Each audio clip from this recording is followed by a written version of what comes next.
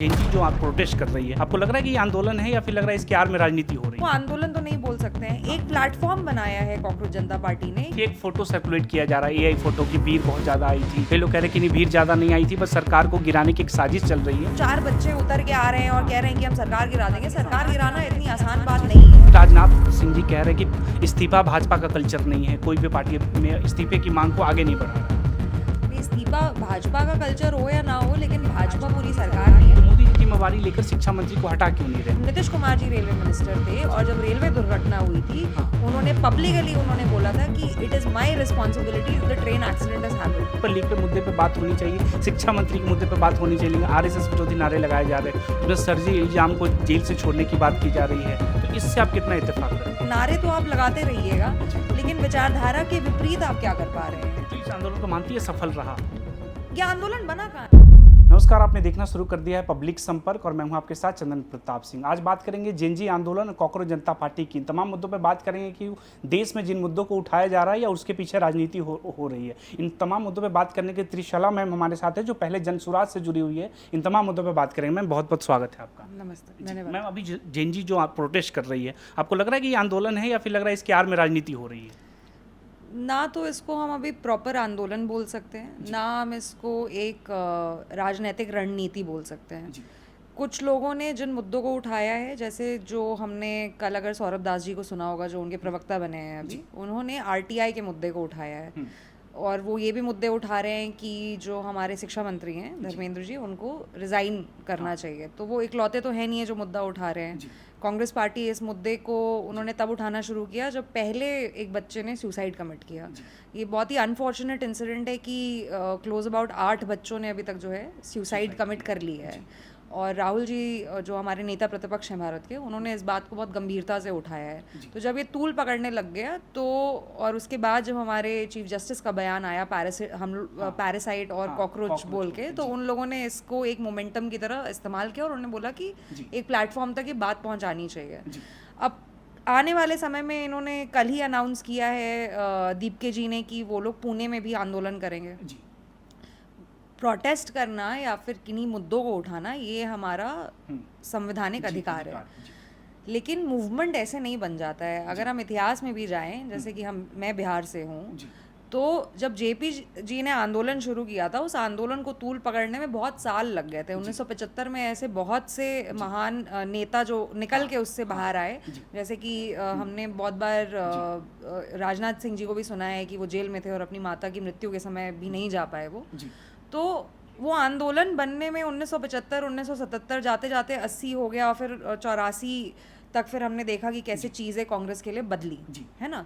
तो उसको आंदोलन तो नहीं बोल सकते हैं। एक प्लेटफॉर्म बनाया है कॉकरोच जनता पार्टी ने कि बोला गया कि जितने अनएम्प्लॉयड लोग हैं या जितने लोग जिनको कहीं रोजगार नहीं मिल पा रहा है या एग्जाम में चुनौतियां आ रही हैं, वो किन मुद्दों को बाहर लाना चाहते हैं और उनको एक बड़े ब्रॉडर पर्सपेक्टिव में वो पेश कर रहे हैं। तो मैं अभी तो इसको आंदोलन नहीं बोलूंगी। लेकिन उसके आड़ में जो आरएसएस विरोधी नारे लग रहे हैं, कई लोग ये कह रहे हैं कि अगर आप पेपर लीक का मुद्दा है, जेन्युइन मुद्दा है, पेपर लीक पे मुद्दे पे बात होनी चाहिए, शिक्षा मंत्री के मुद्दे पे बात होनी चाहिए, लेकिन आरएसएस विरोधी नारे लगाए जा रहे हैं, उसमें फर्जी इल्जाम को जेल से छोड़ने की बात की जा रही है, तो इससे आप कितना इत्तेफाक रखती हैं? मैं इत्तेफाक, आप इस देश में आरएसएस के विरुद्ध बहुत सारे नारे लगाए जा रहे हैं और काफ़ी समय से लगाए जा रहे हैं। और जैसे कि हमारी एक नेशनल पार्टी, क्योंकि मैं उसके बारे में बात कर रही हूँ, इंडियन नेशनल कांग्रेस ने अपना स्टैंड क्लियर कर दिया था बहुत साल पहले कि भैया हम आरएसएस की विचारधारा के विरुद्ध हैं। ठीक है, लेकिन आप किसी ऑर्गेनाइजेशन की विचारधारा के जितने भी विरुद्ध हो जाइए, उस ऑर्गेनाइजेशन का पकड़ ग्राउंड पे है, वो अपना कैडर वहाँ प्रेजेंट कर रही है। तो जैसे आपने बोला कि मैं जनसुराज में पहले काम कर चुकी हूँ, तो मेरे जो नेता रहे प्रशांत जी, या जिनको मैं थोड़ा मानती हूँ, उन्होंने एक किताब रेकमेंड की है जिसको विजडम ऑफ द क्राउड बोला जाता है। तो अगर एक पूरा समूह मिलके ऑन ग्राउंड बोल रहा है कि आरएसएस हमारी मदद के लिए आ रहा है, तो आप उसकी विचारधारा के विरुद्ध जा सकते हैं, उसका कटाक्ष कर सकते हैं, उसको गलत बोल सकते हैं, लेकिन आप ऑल्टरनेटिव प्रेजेंट कर पा रहे हैं क्या? तो नारे तो आप लगाते रहिएगा, लेकिन विचारधारा के विपरीत आप क्या कर पा रहे हैं? तो इस आंदोलन को मानती है सफल रहा? ये आंदोलन बना कहाँ है अभी? कह रहे कि फेक फोटो सर्कुलेट किया जा रहा है एआई फोटो की, भीड़ बहुत ज़्यादा आई थी। कई लोग कह रहे हैं कि नहीं, भीड़ ज़्यादा नहीं आई थी, बस सरकार को गिराने की एक साजिश चल रही है कि जो जेनजी आंदोलन नेपाल में हुए, श्रीलंका में हुआ, उस तरह से हिंदुस्तान में भी हो और मोदी की सत्ता गिराई जा सके। ये ना मुझे बहुत, देखिए ये बहुत ही गंभीर मुद्दा है। हम भारत को नेपाल और श्रीलंका से कंपेयर नहीं कर सकते हैं, और क्योंकि आप श्रीलंका का मुद्दा लेके आए हैं तो अभी टीवी के ये जो चीफ, हमारे जो वहाँ के चीफ मिनिस्टर भी बने और जो पार्टी लीड कर रहे हैं विजय जी, उन्होंने अभी जितने तमिलियंस मरे थे श्रीलंका में सिविल वॉर के दौरान उनको श्रद्धांजलि दी है। तो उस पर भी काफ़ी मुद्दा उठा कि इनका जो है कांग्रेस के साथ अलायंस है, और प्रभाकरन जो थे जिनको भारत ने टेररिस्ट घोषित किया राजीव गांधी की मृत्यु के बाद और असैसिनेशन के बाद, तो क्या ये हम उनको तूल दे रहे हैं? लेकिन बात इससे ये तो नहीं ख़त्म हो जाती कि सिविल वॉर हुआ वहाँ पे 1990s में और फिर इनिशियल 2000s में, और फिर अगर हम नेपाल की बात करें, सरकार गिरी, और सरकार गिरने के बाद हमने देखा कि उन्होंने अपने सारे म्यूजियम्स भी जला दिए, अपने न्यायालय जला दिए, सब कुछ जला दिया। तो ये एक बहुत ही गंभीर विषय है, और भारत को इन दो देशों से तुलना करना, जो एक तो कि ज्योग्राफिकली जो इतने छोटे हैं, पहला ये, और दूसरा ये कि again wisdom of the crowd को बिल्कुल माइनस कर देना कि हम में अकल ही नहीं है, हम तो सीधा मोदी जी को गिरा देंगे। आप मोदी जी की विचारधारा से आप जितना असहमत होना चाहते हैं आप हो सकते हैं, लेकिन खारिज नहीं किया जा सकता है ना, कि चाहे उसमें कोई इम्पोर्टेंट बात है नहीं है, वो आपके देश के प्रधानमंत्री हैं। तो ये बोलना कि जो 4 बच्चे उतर के आ रहे हैं और कह रहे हैं कि हम सरकार गिरा देंगे, सरकार गिराना इतनी आसान बात नहीं है। मतलब कह रहे इसके पीछे पॉलिटिकल फंडिंग है, एक पूरी लॉबी काम कर रही है आम आदमी पार्टी की। अरविंद केजरीवाल बार बार ट्वीट करके कह रहे हैं कि सड़कों पे उतरने की जरूरत है। तो लग रहा है एक नेता प्रतिपक्ष होकर उकसाने वाली बात चल रही है युवाओं को। युवा उसक कहाँ रहे हैं, लेकिन वो तो अभी भी एग्जाम देने जा रहे हैं। वो तो अभी भी, आप देखिए, अगर बीपीएससी में अभी लाठीचार्ज हुआ है बिहार में कुछ ही महीनों पहले, एसएससी का एग्जाम का भी पेपर इशू हो गया है, नीट का पेपर लीक हो रहा है। ये अगर आंदोलन में तब कन्वर्ट करेगा जब हम एक ऑल्टरनेटिव दे पाएंगे। किसी को अराजकता करने के लिए उकसाना बार बार और किसी को ऑल्टरनेटिव नहीं देना, उसमें 2 बहुत बड़े अंतर हैं। आप मुद्दा तो उजागर कर लेंगे, और मैं इसमें बहुत सटीकता से ये चीज़ बोलना चाहूँगी कि ये क्यों आंदोलन नहीं है। अगर जेपी ने आंदोलन किया बिहार में, तो उन्होंने ऑल्टरनेटिव दिया कि एक बाकायदा अलग से सरकार बनाई जाए, उसके ये मुद्दे हों और उसको ऐसे टैकल किया जाए। यहाँ पे हमें ये चीज़ें चाहिए, हमें यहाँ पे ये पॉलिसी रिफॉर्म चाहिए, और इनको ऐसे हमें पूरा इसको बदलना पड़ेगा। उन्होंने ये तो नहीं बोला सड़क पे उतरो और डंडा मारना शुरू कर दो अपने पड़ोसी को। तो ये पहली बात। आपको नहीं लगता मैम कि हर आंदोलन से नेता पनप जाते हैं, मुद्दे पीछे छूट जाते हैं? इस आंदोलन में भी 3-4 लोग नेता बन रहे हैं मंच पे, और जो पेपर लीक का मुद्दा है, छात्रों का मुद्दा है, वो पीछे छूट जा रहा है। अब आपने खुद ही आम आदमी पार्टी का नाम लिया, तो ये तो अन्ना हजारे के मूवमेंट के टाइम पे भी हुआ था। अन्ना हजारे के मूवमेंट से अन्ना हजारे जी, तो अन्ना हजारे जी कब आए कब चले गए पता नहीं चला, लेकिन उससे कितने सारे प्रबुद्ध नेता बाहर निकल के आए। उससे मनीष सिसोदिया जी निकल के आए, उससे आपके आशुतोष जी आज प्रवक्ता भी हैं, एक समय पत्रकार रह चुके हैं, वो बाहर निकल। किरण बेदी जी आज भाजपा में है, लेकिन उस समय वो वहाँ से निखर के आई बाहर। अरविंद केजरीवाल जी दिल्ली के मुख्यमंत्री बने, तो अन्ना हजारे जी तो कहीं थे ही नहीं। मूवमेंट तो आरटीआई पे शुरू हुआ था, और वो भी आंदोलन नहीं बना, वो भी 1 या 2 साल या 3 साल चला है। 3 साल बाद एक उबाल आया, और 2015 फरवरी में वो सक्सेसफुल रहे सरकार बनाने के लिए। तो ऐसा तो नहीं है। हाँ, नेता ज़रूर निकल के आ सकते हैं, क्योंकि एक अपॉर्चुनिस्टिक मोमेंट है, और अपॉर्चुनिस्टिक मोमेंट में बहुत सारे ऐसे लोग होंगे जिनको प्लेटफॉर्म मिलेगा, जिनके ओपिनियन को लिया जाएगा, और कहीं ना कहीं वो आ जाएंगे। बेस्ट एग्जाम्पल सबसे अच्छा, क्योंकि बिहार की बात हो रही है, कन्हैया जी की ले लेते हैं। कन्हैया जी जब जेएनयू में थे, तो उन्होंने कम्युनिस्ट पार्टी के साथ अपना जो है पॉलिटिकल जर्नी शुरू की। आज वो कांग्रेस के साथ हैं और बिहार को रिप्रेजेंट कर रहे हैं। तो नेता तो कई बार आगे निकल ही जाता है। नेता या नेत्री बनने में कोई दिक्कत नहीं है। किसी के ओपिनियन में कोई अगर तूल है, किसी के ओपिनियन में अगर वेट है, तो वो ऑब्वियस ही बात है कि वो आगे जाएंगे। लेकिन वो मुद्दे को कितना साथ में आगे लेके जा रहे हैं कि नहीं जा रहे हैं, वो इम्पोर्टेंट है। इसमें चाहे प्रशांत जी रहें, चाहे कन्हैया रहें, चाहे कोई भी ऐसा नेता जो किसी मूवमेंट से बाहर निकला है, उन्होंने अपने मुद्दों को नहीं छोड़ा है। कन्हैया ने कभी बिहार को नहीं छोड़ा, वो बार बार बिहार जाके काम कर रहे हैं, या सिर्फ इलेक्शन में नजर आते हैं, या सिर्फ इलेक्शन में नजर नहीं आ रहे हैं, वो काम कर रहे हैं, वो आपको दिखेंगे बाहर जन जागरूकता करते हुए। तो ये जितने लोग जिनकी आप बात कर रहे हैं, सौरभ दास जी को अभी प्रवक्ता बनाया गया है, सौरभ दास जी वगैरह, ये लोग बोल रहे हैं कि भाई हमको बहुत दुख और तकलीफ हुई है कि चीफ जस्टिस ने जो है हमको कॉकरोच और पैरासाइट बुला दिया है। तो अब इसका ऑल्टरनेटिव क्या है? आपने, ठीक है, आपने एक जन जागरूकता आंदोलन कर दिया, प्रोटेस्ट बोलूंगी मैं, आंदोलन तो नहीं बोलूंगी इसको। आपने बोला कि हम शांतिपूर्वक तरीके से लोकतंत्र में जो है एक जगह मिलेंगे और हम बातचीत करेंगे और नियम और संवैधानिक तौर पे हम चलेंगे आगे। कोई निष्कर्ष दिखाई नहीं दे रहा हाँ, निष्कर्ष कहाँ है, मतलब आगे क्या करेंगे? वहाँ पे सपोज करिए AI जनरेटेड वीडियो नहीं थी, वहाँ पे 500 लोग आए थे, तो वो 500 लोग सारे कॉकरोच थे मान लेते हैं, 500 में से आपने 400 लोगों की भी नौकरी लगवा दी क्या आज? आपने बोला किसी को कि कहीं पे तुम्हारे पास ये रोजगार आपको मिल सकता है या आप में ये स्किल है तो आप वहाँ चले जाइए, आप ये फेयर कर लीजिए, वो आपस में भी तो वो मीटिंग कर सकते थे ना। तो आंदोलन तो नहीं बनाई अभी तक कि एक बात करने की जगह थी, और उसमें जन जागरूकता भी क्या किया है आपने 500 लोग बुला लिए और आप वहाँ, जैसे आप ही मुझे बता रहे हैं कि वहाँ नारे लग रहे थे, आप एक ऐसे ऑर्गेनाइजेशन के विरुद्ध नारे लगा रहे हैं जिसको जनता ने चुना है, विजडम ऑफ द क्राउड है वहाँ कई लोग पे। कह रहे हैं कि जेएनयू के डफली गैंग होते जो हर जगह डफली बजा के आरएसएस के विरुद्ध नारे लगाते, वैसे लोग भी वहाँ मौजूद थे। देश में नारे किसी भी विचारधारा के विरुद्ध लगाने में कोई मनाही नहीं है, लेकिन जब आप उसको चैलेंज कर रहे हैं तो आप देश की जनता को ये बता रहे हैं कि जो उसका ज्ञान है वो कम है। आरएसएस अगर ग्राउंड पे अवेलेबल है तो ग्राउंड के लोग आरएसएस को चुन रहे हैं, इस बात को खारिज नहीं किया जा सकता है। वो बूथ मैनेजमेंट कर रही है, वो कैडर मैनेज कर रही है। कैडर का मतलब ये नहीं है कि आप और मैं चले गए और हमने बोला कि तुमको जो है तुमने वोट नहीं दिया तो तुमको बताएंगे। जनता उनकी मदद कर रही है, उनको रहने के लिए जगह दे रही है, उनको खाना दे रही है। लेकिन जो छात्र आए थे उन छात्रों का कहना था कि शिक्षण संस्थानों में भी आरएसएस के लोग घुस रहे हैं, जो शिक्षा पे कब्जा कर रहे हैं, शिक्षा माफिया का जिक्र हो रहा है, पेपर लीक हो रहे हैं, उसमें इनके लोग शामिल हो रहे हैं, उसकी बात यहाँ कर रहे हैं। ये तो नेता प्रतिपक्ष का स्टेटमेंट है। अगर नेता प्रतिपक्ष देश के संवैधानिक पद पर हैं और राहुल जी कोई स्टेटमेंट देते हैं तो उसको गंभीरता से लेना चाहिए, लेकिन उस पर निष्कर्ष निकाल के अगर स्टूडेंट्स कुछ बोल रहे हैं, बट ये स्टेटमेंट तो ऑफिशियली नेता प्रतिपक्ष का, देश के नेता प्रतिपक्ष का है। उनके पास कोई एविडेंस होगा वो देश को प्रेजेंट करेंगे अपने समय पे, लेकिन ये नेता प्रतिपक्ष का स्टेटमेंट है, उसको उजागर किया जा रहा है। एज ए पॉलिटिकल ऑब्जर्वर आपको लग रहा है पेपर लीक बहुत बड़ा मुद्दा है और ये कांग्रेस जनता पार्टी का कोई लग रहा भविष्य है कुछ? पेपर लीक एक्सट्रीमली, क्योंकि ये सवाल इसलिए चल रहा है क्योंकि राजनाथ सिंह जी कह रहे हैं कि इस्तीफा भाजपा का कल्चर नहीं है, कोई भी पार्टी में इस्तीफे की मांग को आगे नहीं बढ़ा रहा। नहीं, इस्तीफा भाजपा का कल्चर हो या ना हो, लेकिन भाजपा पूरी सरकार नहीं है ना, इंडियन स्टेट भाजपा नहीं है। Let's get very clear on that thing. As a political observer I think I am in a position to say this. BJP is not entire Indian state. BJP is one political organisation which at the moment is a current dispensation which is in power, but it is not Indian state. Indian state बनता है समागम से, उसमें executive होता है, judiciary होता है, media के लोग होते हैं और उसमें लेजिस्लेटिव होता है। तो एक पॉलिटिकल पार्टी अभी पूर्ण बहुमत से पार्लियामेंट के अंदर है, बट वो इंडियन स्टेट नहीं है। इंडियन स्टेट में फिर पूरा पॉपुलेशन भी आता है।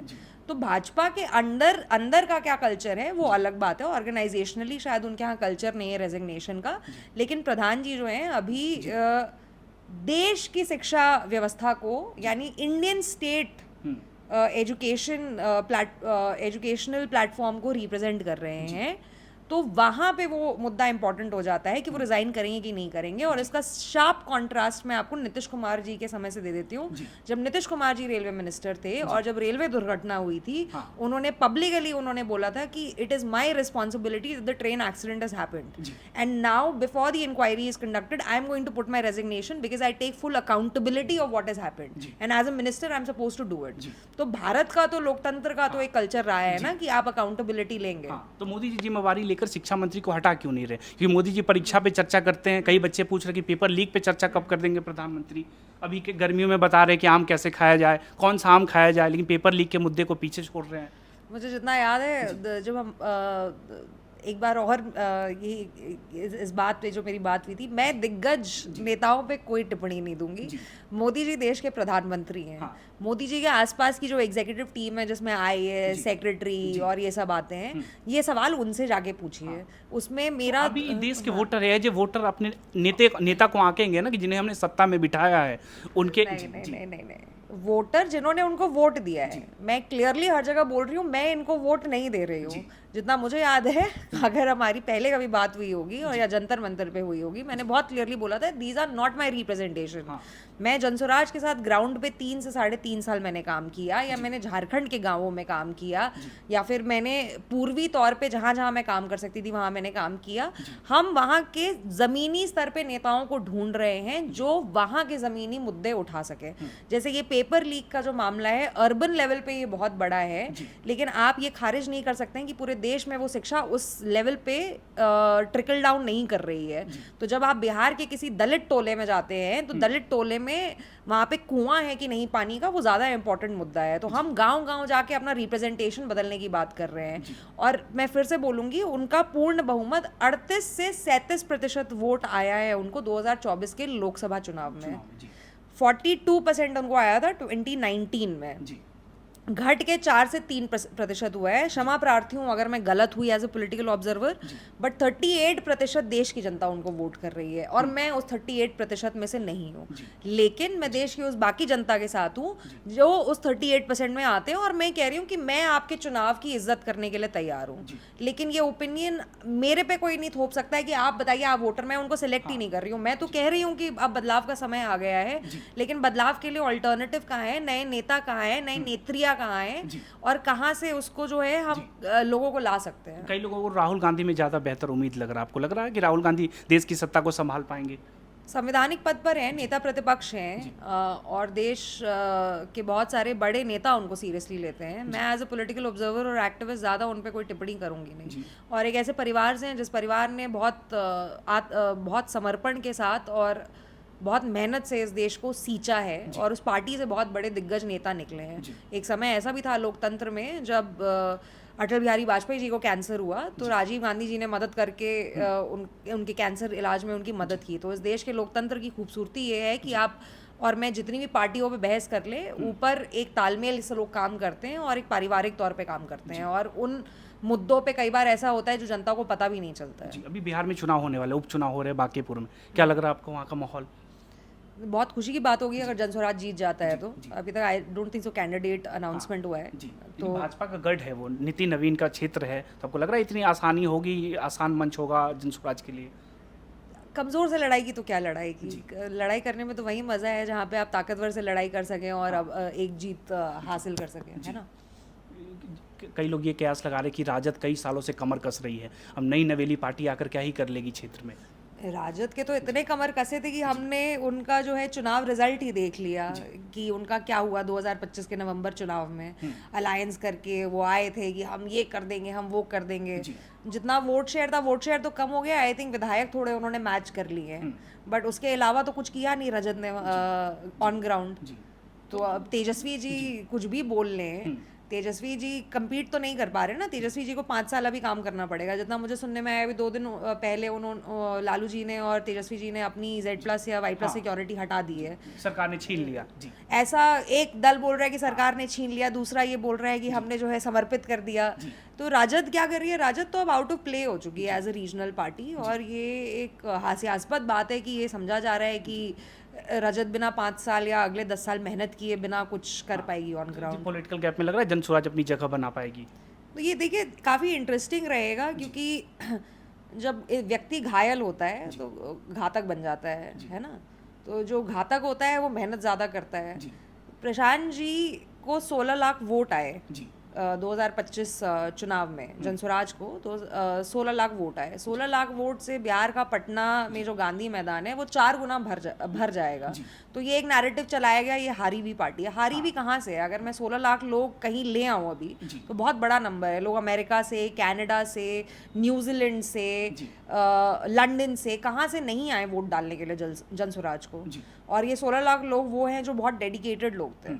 तो ये तो नहीं बोला जा सकता है कि पार्टी हार गई है। तो पार्टी का मनोबल थोड़ा सा टूटा कि हम एक भी सीट नहीं ला पाए, बहुत ही अनफॉर्चुनेट था। बट ये एक मौका मिला है पार्टी को कि अगर हम उससे सीखे हैं कि नहीं सीखे हैं, और उन्होंने कितना दृढ़ संकल्प लिया है। बट ये चुनाव उपचुनाव जो होने वाले हैं ये काफ़ी इंटरेस्टिंग रहेंगे, और ये इसमें पूरी जनस्वराज की पार्टी जो है अपना पूरा मेहनत डालेगी, और आई थिंक काफ़ी इंटरेस्टिंग रहेगा देखना। और अगर हमने भाजपा को हरा दिया तो फिर तो आई थिंक एक बिगुल फूक जाएगा कि अब शुरुआत हो गई। देश में मैसेज जाएगा कि राष्ट्रीय अध्यक्ष भी अपनी सीट गंवा बैठे हैं। ये सर मैसेज नहीं जाएगा कि राष्ट्रीय अध्यक्ष अपनी सीट गवा बैठे हैं। देखिए, भाजपा की जो एक चीज़ एज अ पॉलिटिकल ऑब्जर्वर मुझे अच्छी लगती है, वो डिसिप्लिन कोई भी रेप्लिकेट नहीं कर पा रहा है। आपका ओपोनेंट बहुत स्ट्रांग है, वो चुनाव खत्म नहीं होता है, वो अगले दिन ग्राउंड पे पहुंच जाता है काम करने के लिए, तो वो बेनिफिशियल उसके लिए नहीं कर रहा है। जो हम बाद में रिजल्ट देखते हैं वो कल्मिनेशन होता है बहुत सारे फैक्टर्स का साथ में। तो भाजपा का भी ग्राउंड छोड़ती नहीं है। तो I am very sure Nitin Naveen ji को जब इन लोगों ने दिल्ली बुलाया होगा, उससे पहले बहुत सारी चीज़ें डिसाइड हो गई होंगी जो बिहाइंड द सीन्स रही होंगी। तो ये सोचना कि भाजपा ने गढ़ छोड़ दिया अपना, ये आई थिंक मूर्खता होगी, और ये किसी भी पार्टी को या किसी भी व्यक्ति को नहीं करनी चाहिए। लेकिन ये बहुत ही इंटरेस्टिंग वो रहेगा, क्योंकि जब नवंबर में जब उन्होंने दृढ़ संकल्प लिया प्रशांत जी ने, और जब वो आश्रम गए और उन्होंने बोला कि अब मैं अपना सर्वस्व लुटाऊंगा और मैं यहीं रहूंगा, और जो मेरा बिहार को अग्रणीय राज्यों में लाने का जो सपना था वो मैं पूरा करके रहूंगा। उसमें से 3 साल गए हैं, 10 में देता हूँ, 7 और रह गए, और 7 से भी अब ज़्यादा लगे तो अब मैं रुकने वाला नहीं हूँ। तो कहीं ना कहीं उनको पीड़ा हुई है और कहीं उनको चोट लगी है, तो उसका हमें जो है पूरा अंश इस चुनाव में दिखेगा और वो पीछे नहीं हटेंगे। तो काफ़ी इंटरेस्टिंग रहेगा ये। तो जेनजी आंदोलन और कॉकरोच जनता पार्टी को लेकर आप क्या सोचते हैं? आप अपनी राय हमें जरूर बताइए कि जो जंतर मंतर पे जो प्रदर्शन हुए वो आपके अनुसार सफल रहा या असफल रहा? बिहार में जो उपचुनाव होने वाले उस पर क्या सोचते हैं कि जन स्वराज नई नवेली पार्टी अपना स्थान बना पाएगी या भाजपा के गढ़ में फिर से भाजपा का झंडा लहराएगा? धन्यवाद।